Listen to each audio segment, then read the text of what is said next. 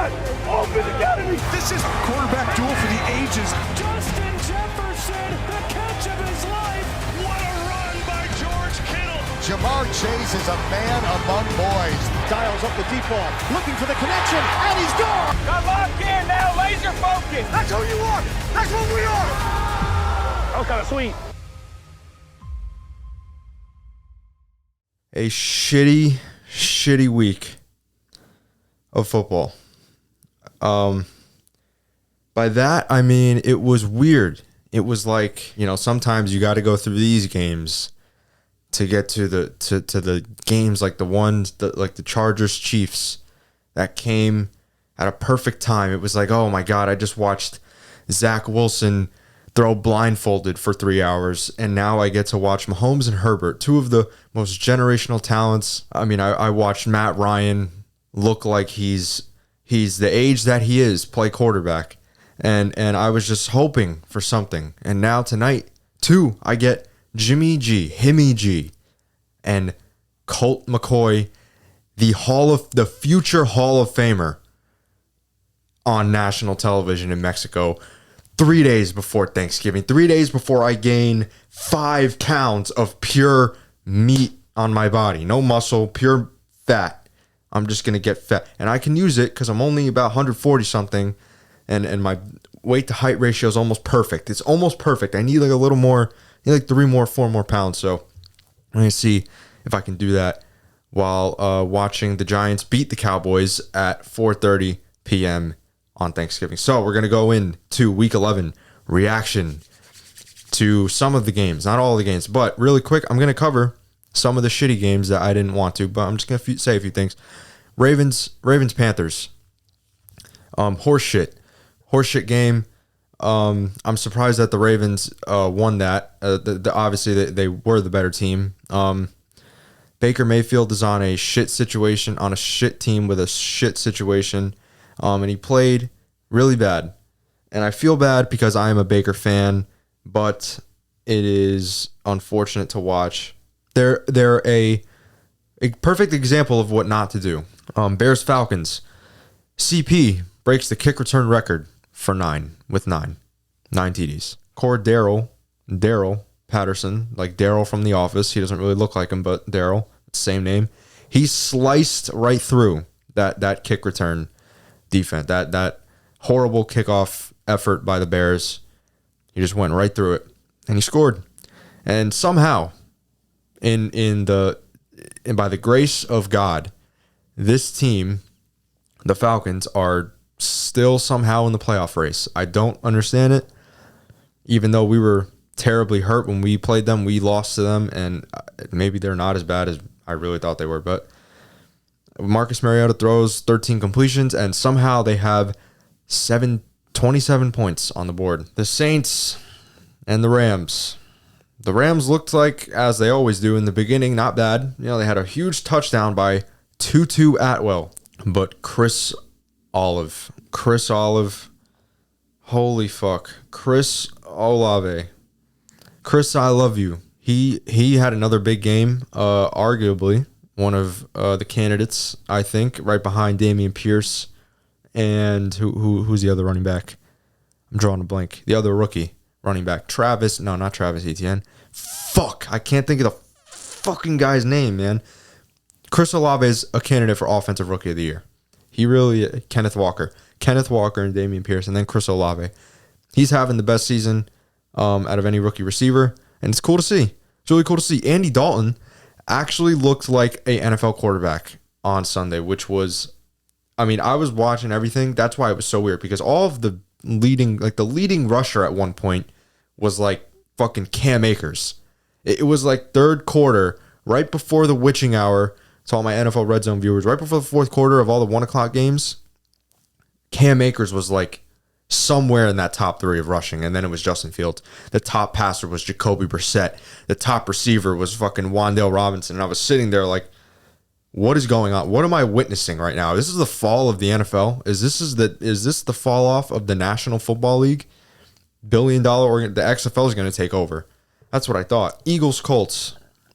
Even though he lost on Sunday, Jeff Saturday and company put up a really big fight against a really good football team, and I think it says a lot about the front office. You know, the coaching staff being able to bring in someone who doesn't have any coaching experience and be able to play arguably their best football of the season in 2 stretches of games. It's a testament to the front office and the coaching staff. Jim Irsay and everybody, you know, they were sticking with the run even when it wasn't big. They were getting small chunks. They weren't ripping off home run hitters. And sometimes all it takes is a change. You know, sometimes all it takes is a change in the staff, or like a quarterback change, for players to realize, okay, well, if that guy is not safe, then my job is definitely not safe. So I got to kind of show the coaching staff and my teammates what I really have. And I don't think players necessarily get selfish doing that, but I think they kind of get a little more focused on their play and not like team play, which is not necessarily a bad thing, because like I said, sometimes all that takes is for certain guys to start stepping up and practicing harder, playing harder, and being more attention to detail. So that's kind of a good thing. And, you know, I constantly thought that there was something wrong with my television because it looked like everything was in slow motion. And then I realized that was Matt Ryan's pocket mobility. And, it was watching him run out of time in the pocket is like top 5 funniest things on the planet, because it's just like, he thinks he's athletic enough to be holding the ball for more than 4 seconds. So he kind of just runs around. And it's like, dude, you're 39. You know, it happens a lot, but I can't really blame him, because, you know, the Falcons probably put so much stress on him that he just looks like he's 5 years older than what he really is. JT had 84 carries. I mean, wow, that would be a lot. That would be a lot of carries. You don't even run that many plays in one game. JT had 84 yards on 22 carries. I mean, it almost would have been enough, but the leg stomper, Ndamukong Suh, and the pick 6 god, Linval Joseph, kept JT from breaking free. And the Colts offensive line must have been cooking meth, because they were breaking bad. Anyone would want to go undefeated, but teams taking a few hits and going through some adversity is not always a bad thing. So the Eagles did just enough to win, and I think that says a lot about their team, that if you're not able to win, if you're not able to play great, in fact, they played pretty bad, and you're still able to win, that's a sign of a very, very good team, which is obviously what the Eagles are. So no need to panic. But I'll tell you who does need to panic, and that is the Jets. Jets-Patriots game was nothing short of, honestly, like watching cricket. Jets fans, take a paper bag and put it over your mouth and breathe in and out, because Jets Nation is having a panic attack. And so is the coaching staff. The game really exceeded my expectations on how bad it can be. You know, being a Jets fan is like being catfished.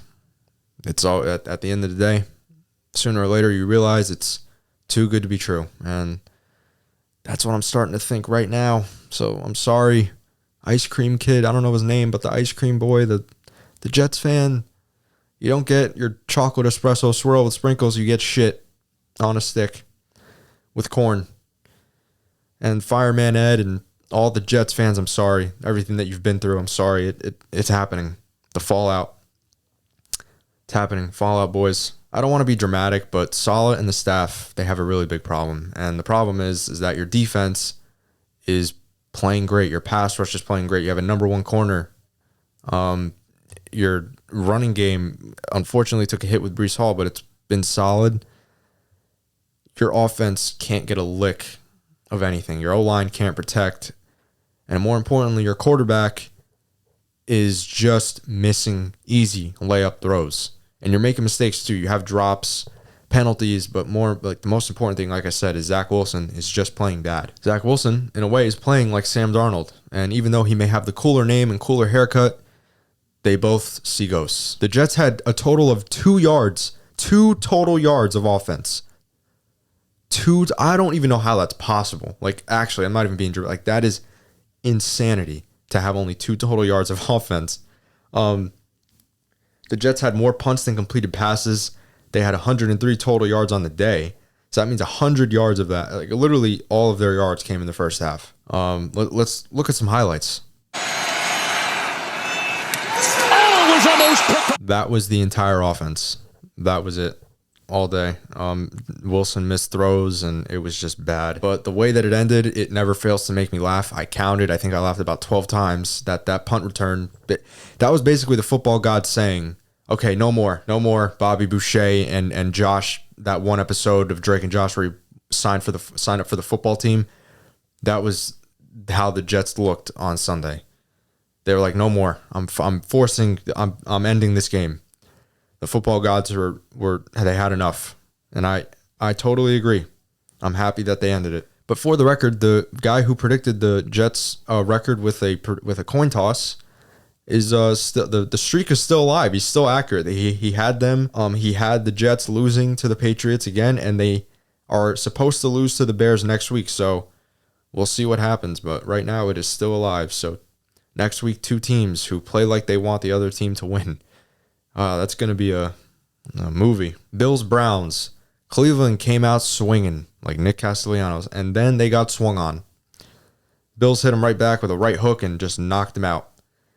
You know, like I said, I know it was a fucked up week of football when I see Jacoby Brissett be the leading passer at one point. That was alarming. The final score was about what I expected. The Bills controlled the game for the most part, but the Browns were game for a little bit, and it started with a very, very sexy Amiri Jeans Cooper touchdown. Cooper had a dominant performance. Whether it was Taron Johnson or Dane Jackson guarding him, it didn't matter. And for some reason, Cooper is one of my favorite receivers in the league.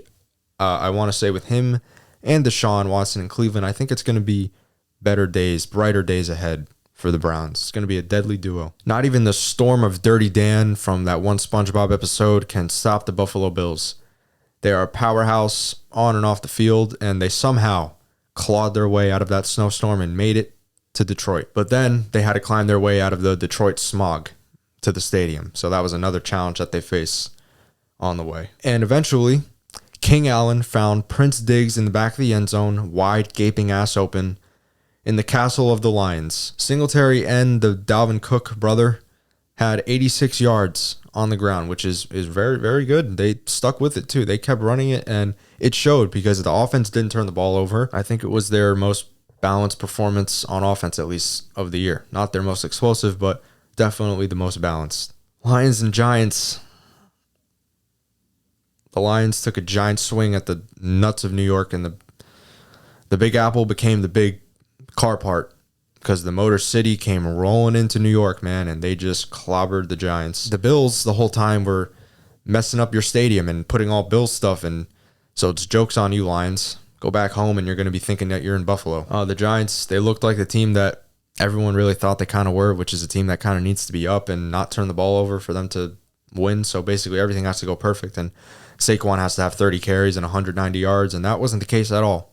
Saquon had 22 yards on 15 carries.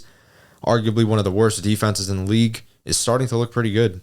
But they were a very bad run defense for pretty much every week heading into this one. Sometimes that's just how the cookie crumbles. And in this case, this is how the Giants crumble to the floor and miss the playoffs. I don't want to be too negative, but it didn't look good. Nothing looked good. Aiden Hutchinson had another interception. Kirby Joseph had another interception. And it just was shit. Emotional leader and anime lover Jamal Williams had 3 touchdowns on the day and now leads the league with a whopping 12 touchdowns. He leads the league. I would not have guessed that coming into the season, especially with DeAndre Swift, who basically, I think, just lost his starting job. I don't know. That kind of sucks because he had high fantasy hopes and just high hopes for a season to stay healthy and play, but he hasn't done that, and it's been tough for DeAndre Swift. But Jamal Williams has been arguably the heart and soul of that offense. Interesting to see the Lions, and I thank God, dude. I'm so happy that they're finally turning a corner, because that means for the first time in like 4 or 5 years, we're going to get a competitive Lions Thanksgiving game. I don't think they've won on Thanksgiving since 2016, I'm pretty sure, against Minnesota. So it's going to be, it could finally mean something. Finally, we can get a competitive game. Finally. The game that I thought was going to be unwatchable, the Broncos-Raiders, actually turned out to be a pretty good game. And it was just one of those games where Derek Carr and Russell Wilson actually looked like good quarterbacks. And they had one of their most efficient games of the season. Now, Nathaniel Hackett didn't call plays this game, so it was quarterback coach Clint Kubiak, who was the son of former Broncos head coach and Super Bowl champion Gary Kubiak. And I wonder if bad names just run in the family. because Clint and Gary sound slow and old, kind of like the Broncos offense. The only person that can make Clint sound hard is Clint Eastwood, and he's 92. But somehow the guy made a movie last year. I don't understand it. He's still faster than the Broncos offense, that's for sure. The change in play callers, though, couldn't change Melvin Gordon's Butterfingers as he fumbled again in this game, but the Broncos recovered it. And McDaniels of the Raiders looked like a McTragedy for Las Vegas, but he somehow salvaged it this game. Just barely. Just barely. Kept their hopes alive just barely, just a little bit. Less than a minute, I'm pretty sure, and no timeouts. The Raiders would not go down without a fight and a gambling addiction. And they kept rolling the dice. They kept rolling the dice. Jacobs with a big catch leads to a field goal, and in overtime, in 3 plays, the Raiders scored, and Devontae Adams absolutely cooked Surtain on a play that I'm pretty sure was zone coverage, but it was a zone coverage that turns into man. That they have those. Pretty sure it's cover 3 match, some kind of variation of that. And Surtain jumped on it really hard, bit on it, and Adams just hit the corner, and he was wide ass open. So the Raiders advanced to an impressive 3-7. And if you look here, the face of the Broncos players says it all. It's been a disappointing season for a team who arguably had Super Bowl aspirations. I think they were good enough on paper. Their defense certainly is. They're playing like a Super Bowl caliber defense, but their offense is literally the exact opposite. Like the exact opposite. They can't score more than 15 points a game, and it's been nothing but disappointing for really both of those teams. Cowboys, Vikings, holy shit. What the fuck? Dude, that was the last thing. A lot of every game is like, everything you're expecting to happen is just going the complete opposite. And I thought it was going to be competitive down to the last minute, like 27-30 kind of game again, like kind of like how the Vikings had last week. But, I mean, the only thing that Minnesota did that was somewhat interesting was they mistakenly, pyrotechnics and media people, whatever you want to call them, were fooled by a fake tweet that shows a picture of adult film star Johnny Sins, and it showed up on the Jumbotron. In an attempt to honor a veteran, they instead honored a man that fucks for a living. It was honestly it should have been a sign, literally, of what was to come for Minnesota as they got fucked by the Cowboys D all game. So, there you go. The Vikings O-line had 5 Russells from up blocking for Captain Kirk. After Justin Jefferson's best game of the season, he had his worst game of the season, and so did pretty much everyone on that team. For the Cowboys, they just had a perfect game. I mean, anytime you kick a 60-yard field goal twice and make it, and your defense has 7 sacks, I think that's safe to say that you put up a pretty good performance. It was the biggest road win in Cowboys history by point differential, 37 points put up on the board, and the biggest loss at home for Minnesota since 1963. They have not got beaten that bad in 60 years, dude. That's actually ridiculous. Tony Pollard had another big game, 3 touchdowns, 3 tutties. 3 tutties, man. I think the funniest thing about this game was not the score, but it was the fact that by the 4th quarter, the CBS executives basically said that we have to get off this game. The game was so bad that they switched over to the Bengals and Steelers game when the game wasn't even over. They were like, dude, we don't even want to make people watch this anymore. Let's switch over to Kenny Pickme and Joey B. And even the TVs in Dallas even, they got switched over. So the fucking Cowboys couldn't even watch their own team finish. But they were preparing for when the Cowboys lose first round of the playoffs. They were preparing to switch over to the other playoff game getting ready to start. So Micah Parsons, though, made his case stronger for Defensive Player of the Year, putting up another dominant performance with 2 sacks, hella quarterback pressures. I don't know the exact number, but a lot. And he had a tackle for loss, too, and he was dominant. He was absolutely shitting on that offensive line. Christian Darrisaw going down was, I mean, that was huge now that we're looking at it, dude. That was big. It was just bad for Minnesota all around. There's just nothing to say. Like, there's just nothing to even write about besides how bad the defense was. And the offense, obviously, like, they just had nothing. You can't even say anything really about both of these teams. It's pretty clear and obvious. When it's that lopsided, it's just kind of just got to erase that and just go to next week. Chiefs-Chargers game Sunday night. Oh, this was a good one. I fell asleep at halftime, a little after halftime, like midway through the 3rd quarter. I was sleeping, I was drifting away, and I heard barely just Travis Kelce's name being called, and then that's the last thing I remember. Then I woke up 10 hours later, I blacked out, dude. I was like tired as fuck. And I woke up to see that the Chiefs won, and I was so close, dude. I was so close. I don't know how Travis Kelce and his ageless ass just gets in there and just at 33 years old, he's the coolest white guy in sports and the fastest, slowest guy I've ever seen in my life. Somehow, he's not even particularly fast. He's slippery and he just makes decisions so quick, and he runs and he just scores 3 touchdowns again. I don't know how he does it, but he is dominant, man. And once again, Mahomes was down, and it didn't matter. He threw them back into the game as well as Zach Wilson threw his team out of it. So there you go, man. Even down their top 3 receivers. They were down Juju. They were down McCole Hardman, and Kadarius Toney got hurt, and they still put on 30 points, and they still somehow got the win after being down twice late in the game. And it's almost impossible for you to beat Kansas City with a lead late. It's impossible at this point. The Chargers last week, they started really aggressive, and honestly, if that was aggressive last week, this was ultra aggressive. They threw an early touchdown to Josh Palmer within the first 4 minutes, and it looked like they were just going to run away with it. Honestly, they put up 20 points in the first half. And like, they were stopping Kansas City. They were getting to Mahomes. They were making him drive the length of the field. They weren't really getting huge plays on offense. And it looked like it was going to be a win for the Chargers. I really thought that they were going to win. I actually really thought that they had this game. But at the end, just like last week against San Francisco, it just wasn't enough. It was just like they start off hot, but they just don't sustain the lead. They can't keep the lead. They just let the team come back. And that's kind of been the story of the Chargers, even though that they have won games. Like, they've won games close this year. They've won games after trailing multiple games they've trailed, and they've came back to win. But that's also kind of their biggest weakness too. They lose close games like every year. It's been the story of Herbert's career, and it's been tough for the Chargers.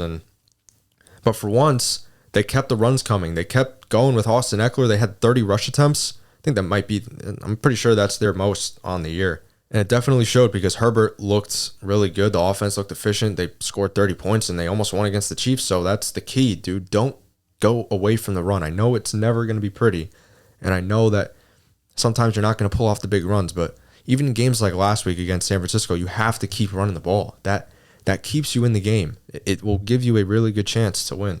And Kermit the Frog, though, man. Kermit the Frog, he just put on another clinic, another late good performance. And the other Kermit the Frog was in the broadcast booth. Yes, I'm talking about Mike Tirico, and his beautiful bald head was calling this game with Chris Collinsworth, who I found a hilarious video on TikTok that I want to show you right now. Christmas tree all the way up on November 13th. I usually would say that's a little early for my liking. More so around Thanksgiving. We haven't even had the turkey or the stuffing yet, and we already got the Christmas decorations up. But it is nice to hang the stocking, listening to Christmas music, and putting up the tree, spreading Christmas cheer. Hopefully you've been nice and not too naughty this year. I know I certainly have been. But you look and you say, you try telling the missus not putting up the Christmas decorations when she wants to. Good luck. I can watch that over and over. I love Collinsworth, dude. I think that was hilarious because that's just exactly how he sounds. Because he's always just overly positive, but in a way that you don't really hate it. I really like him. A lot of people give him shit. I think Collinsworth is really good at what he does. And before I go, man, this is a long episode. Before I go, some headlines. Jets would be first with a win. If they won, they would have been first. They lost. The Bills won, so now they're last in that division. That division is probably the best in football. It's tight as shit. Both Easts, man, the East, West, and the AFC East and the NFC East. The fuck is going on? Matthew Stafford hurt again and is in concussion protocol yet again. Joe Mixon gets hurt, doesn't return to the game. George Pickens got ejected. Giants rookie wide receiver Wan'Dale Robinson tore his ACL after having his best performance of the year. And one last thing, the Jets defensive players like tweets about Zach Wilson and his performance and lack of accountability on the podium.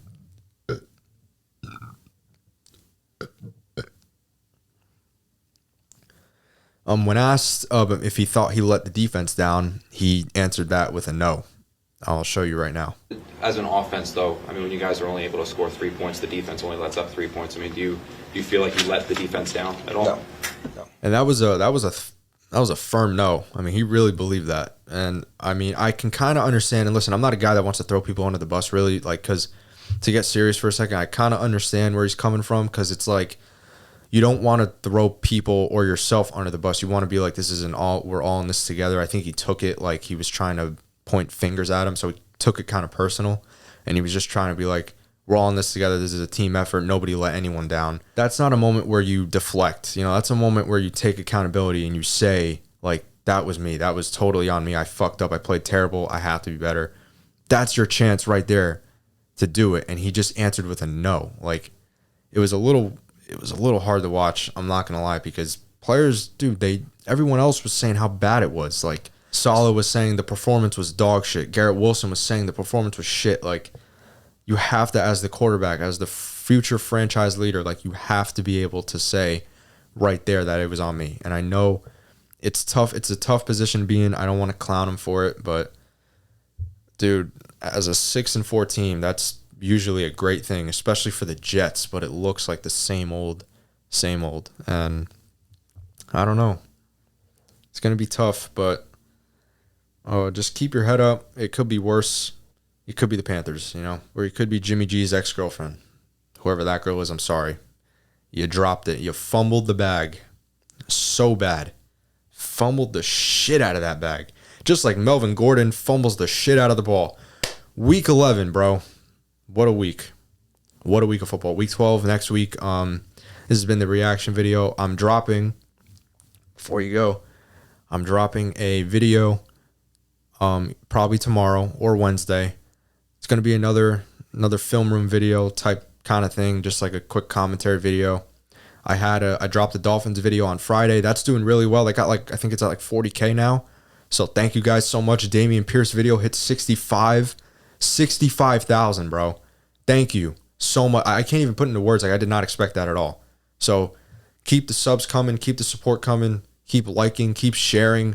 I want to make this my life. This is it, and it's all on you guys. It's all on you guys. I'm handing it to you. My life is in your hands. I'll see you Wednesday with another one of these one-on-ones. Thanksgiving special.